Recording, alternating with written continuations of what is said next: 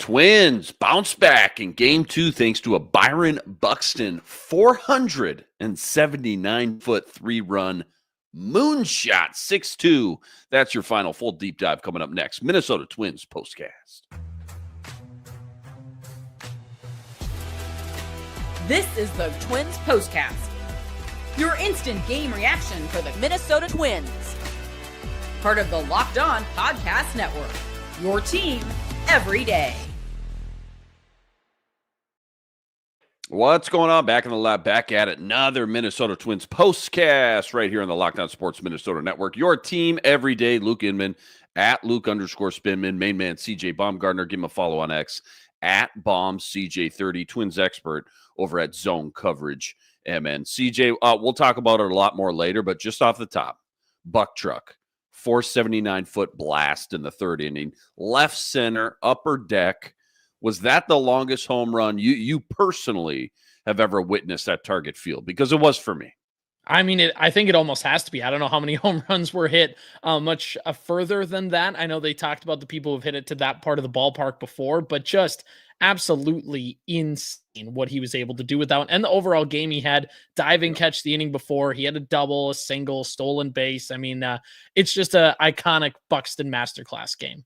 Yeah, well said. Lots to get into. David Festa, quality start, gets the win. Plus, again, Buck Truck, bomb shot, had the dugout on their feet tonight. But first, quick reminder, tonight's episode brought to us by Game Time. Game Time, download that Game Time app, create an account, use code LOCKEDONMLB for $20 off your first purchase. All right, quick little recap. Twins Rangers game 2, trying to bounce back after that 16-4 beat down last night. David Festa on the mound, rock solid, man. 6 full innings, just 2 earned runs on 3 hits. Exactly what the doctor ordered for this starting rotation. It felt like down 2-0 in the third. Again, Byron Buxton pulls out this nuke shot, 479-foot bomb to left center, upper deck, just a kill shot. Second longest homer, by the way, in Major League Baseball this year. Buck Truck, he's officially back. Twins never really looked back after that. Couple insurance runs in the 5th. Willie Castro had 2 of them. Carlos Correa had 1. 6-2, that's your final. 36-31 now on the year. 5 games above 500. Biggest takeaway is kind of your 8 topics, I guess. What stuck out the most tonight? Yeah, I mean, Byron Buxton just kind of has to take that. But overall, it was just a much cleaner win. The team was a little sloppy last night, and they just came back, like you said, a bounce-back game. They just responded really well, took care of business. David Festa with a nice start on the mound, clean defense, couple web gems, timely hitting. Just overall, kind of the main takeaway is just a really, really nice bounce-back game from yesterday. Help me organize the young pitchers in my head on the Twins roster right now, okay? You're the expert, I'm the novice. Zebby Matthews, I know, is hurt right now. Simeon Woods-Richardson, we saw a lot of last year. He's going to be probably a fixture once again now this year without Pablo. And tonight we got to see David Festa stuff again. 6 innings, 3 hits, just 2 earned runs. If you're building a team from scratch right now, put your GM hat on, put your head coaching hat on. How would you rank these guys as far as highest ceiling from what you've seen and kind of highest floor as well? 1, 2, 3. And maybe, is there anybody else I'm forgetting or leaving off the list you want to throw in that mix as well? Well, I think right now, when you look at the major league kind of ready guys, and there's a lot of kind of players, the pitchers the Twins have in AAA, your Corey Lewis's, I know there's the Culpeppers, there's a few others that are in that mix, but looking specifically at the major league pitchers, I think you got to go David Festa, number 1, has the highest ceiling out of all of them. I think Zebby Matthews has a little bit higher ceiling as well, just because we've seen less of him and still need to see more of him develop. I think Simeon Woods-Richardson has the highest floor, I think, out of all of them, just because we've seen MLB production over kind of a year-long sample. It doesn't mean that he's, great, but it means that you at least know he's a serviceable kind of back-end major league starter more often than not. The other 2 have the higher ceilings, but mainly just because we've seen less of them. So there's still kind of more to the imagination of what they can be before kind of we get a full sample size of reality and numbers and things to figure that out. But overall, David Festa has the highest one, Zebby behind him, then Simeon Woods-Richardson, and then obviously be Simeon Woods-Richardson, and then David Festa, and then Zebby Matthews in terms of the major league floor. No, I love that. That's perfect. Exactly what I needed. Plenty more deep dive from this one. How special, how unique is Byron Buxton when he is fully healthy like tonight? That's all coming up right after this. Quick reminder, tonight's episode brought to us by FanDuel. FanDuel, America's #1 sportsbook, an official sportsbook partner of the MLB. Right now, FanDuel's giving you a chance at a huge return, $200 in bonus bets, guaranteed when you hit your first $5 wager. Why I love FanDuel? When you get the hunch in the middle of the game, you can go check out the latest stats. You can view live play-by-play, all on the same page where you place your bets. Again, $200 in bonus bets guaranteed when you win your first $5 wager. Go check it all out over at FanDuel.com. Getting some MLB future action while you're there. Twins sitting at plus 480 right now to win the AL Central. It's all sitting up over at FanDuel.com. Again, check it all out over at FanDuel.com and get $200 in bonus bets guaranteed when you win your first $5 bet. FanDuel, America's #1 sportsbook, an official sportsbook partner of the MLB.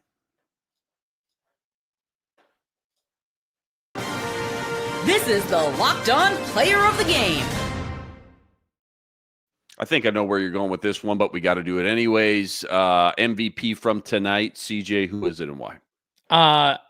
Byron Buxton. I mean, come on. Like that, the catch he was able to make, the home run, stolen bases, doubles, a triple shy of the cycle.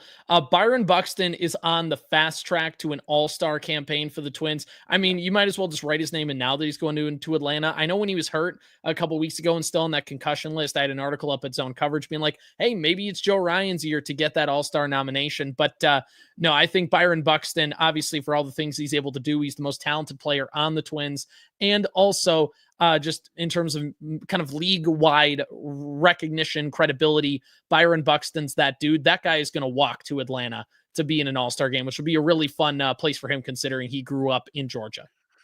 Talk to me about how just special, how unique he is, because I feel like it's kind of easy to say the national media over the years, maybe he gets a little overshadowed compared to some of the other studs in the major leagues right now. Obviously the Aaron Judges, the Shohei Ohtanis, etc. Because he's just never been able to stay healthy. I get it. But sometimes it also feels like maybe even the local media here or the local fans have just gotten Buxton injury fatigue over the years, right? And that just has not been the case this year. He's putting on, like you said, an absolute clinic as one of the best players in baseball right now anyways.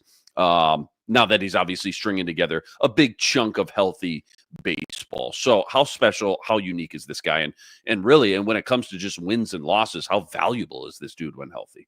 Well, I don't know the exact stat, but I mean, the Twins are just like a 95, 100 win team on winning percentage wise when Byron Buxton is in the lineup compared to when he hasn't been in the lineup over the course of Byron Buxton's Major League Baseball career. So, I mean, that dude is just highly important to what the Twins do. He's one of one. I mean, he really is a guy that can hit the ball as far as he can, a dude with the range as Buxton, the fielding ability. Here's the thing, Byron Buxton's 31 years old. Only Bobby Witt Jr. is faster than him. That's around the age you lose your speed, you lose your step. Do we start talking about Byron Buxton as like a corner outfielder? No, that guy still has the speed of Bobby Witt Jr., who's considered the fastest guy in Major League Baseball. Like Byron Buxton in his 30s is still one of the fastest players in baseball and not slowing down. And he's been able to keep the power. And I think this is also interesting of Buxton too.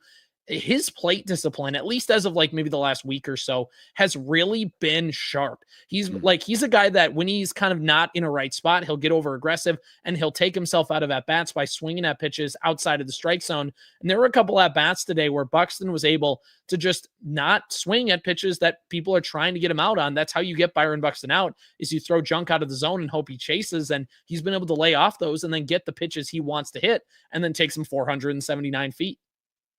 Nerdy stat of the day. You got any crazy stat, fun analytic Twins related tonight?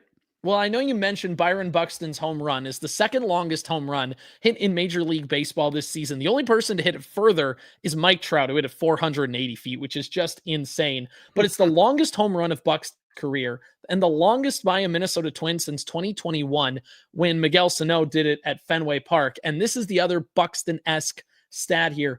He stole his 11th base of the season in today's game. That's the most, it ties him for the most stolen bases he's had in a season since 2019. Well, that's just the crazy part. I was going to ask you after you answered that last question about how unique and special he is, because he's been so hurt, so injured, so hobbled.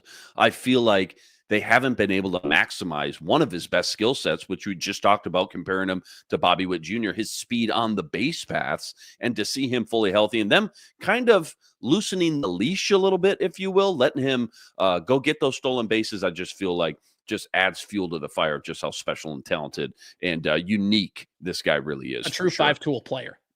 Totally. Well said. Don't go anywhere. Preview a game 3 tomorrow afternoon game. Bailey Ober on the mound. That's all coming up right after this. Quick reminder, tonight's episode also brought to us by Prize Picks. Prize Picks, America's #1 fantasy sports app with more than 10 million members to date. And for me, my money, it's just by far the easiest. It's the most exciting way to get in on all the action while you watch your favorite sports, you watch your favorite players. So simple, too. All you got to do, you pick more or less on 2 or more player stats. You watch the winnings roll in, strikeouts, RBIs, home runs, stolen bases, you name it, they got it. Take your pick on more or less. Add them to your Prize Picks entry today. Plus, they now offer Apple Pay, quick and easy deposits into your account all season long. Download the Prize Picks app. Use code LOCKEDONMLB for $50 instantly with any $5 wager. All right, game 3 tomorrow. How do they keep just trying to take 2 or 3 here? Staying above 500. You got Bailey Ober on the mound. Offense starting to click, kind of pick up the slack a little bit, it feels like. What's the number one thing you're thinking about or looking at, I guess, for tomorrow in game 3? Well, I mean, the Texas Rangers lineup is a lineup that, they just haven't scored a ton of runs. And I know yesterday's game felt like an outlier, but kind of a blow up there. But outside of that, the Rangers have not been an offensive savvy team. So if Bailey Ober just comes in, takes care of business, pitches 6 innings, gives up 3 or less runs, the quality start metric, if he goes in, pitches a quality start, there's no reason the Twins shouldn't walk away with a win tomorrow in the getaway game. It's really going to come down to Bailey Ober just having a solid kind of average start for him and the Twins offense getting going. So that's kind of what it comes down to, is just the Rangers are not a good scoring lineup, and just make sure that they don't make sure that they just don't have an above average game for their production level. And there's a good chance the Twins are going to come away with a win. Don't let up 16 runs. That's what you're saying. That's the key. I would just do game. That every game. I don't know why they don't hire me to advise on that. This is what you'll be talking about. Water cooler talk, right? Twins group chats. What's everybody chatting about? No Pablo for the summer. We've talked about that. The rotation's still deep, though, even with no Pablo. The bullpen's fantastic. Again, the offense starting to turn the volume up, it feels like, from a 2 or 3 to a 4 or 5 maybe lately. What's like the identity of this team? When an opposing team sees the Minnesota Twins on the schedule, what's maybe the first couple things they think of? And I mean, just from your opinion, you've watched this team night in and night out all season long, going back years and years. What's their ceiling? What makes this 2025 team unique, and what's their ceiling? I feel like we're still trying to figure out who the Minnesota Twins are and where they're headed in 2025 right now. Yeah, exactly. I mean, first of all, people are going to be talking about that Byron Buxton home run because that's awesome. And that's exactly what people think about in the lineup. We got to face Byron Buxton, all the things that he comes with. But overall, the Twins' true identity as a team has come through their pitching staff. Obviously, not having Pablo Lopez hurts that. But you love Joe Ryan, Bailey Ober, Chris Paddock, who have all been really, really consistent this season. You throw in, a David Festa, who had a really, really nice start today and got the 6th inning. Overall, this team is built on their pitching. They have a great top part of the bullpen. When you look at Brock Stewart, Duran, Jax, Varland, just a really nice top part there as well. So pitching has been the identity of this Twins team. I know a couple weeks ago, they were like top 3 in starter ERA this season. So they have been a team that is built over the last few years, really since 2023. This team has been built on their starting rotation and trying to get kind of enough production with their star players on offense. So this team is built to be a pitching team, which is kind of weird to say considering how we viewed Twins pitchers over the last 15 years prior.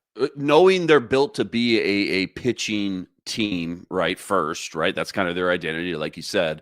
Can I circle back to any possible trade scenarios from last night that we kind of brought up and just touched on? You sprinkled a few teams that could be possibilities, teams that are struggling. The Baltimore Orioles might want to sell a little bit. The Atlanta Braves not having the season they thought they would. Maybe they want to sell a little bit. Is there a name in particular, though? I know it's so early and such a crapshoot in baseball, but just a name or two we can jot down.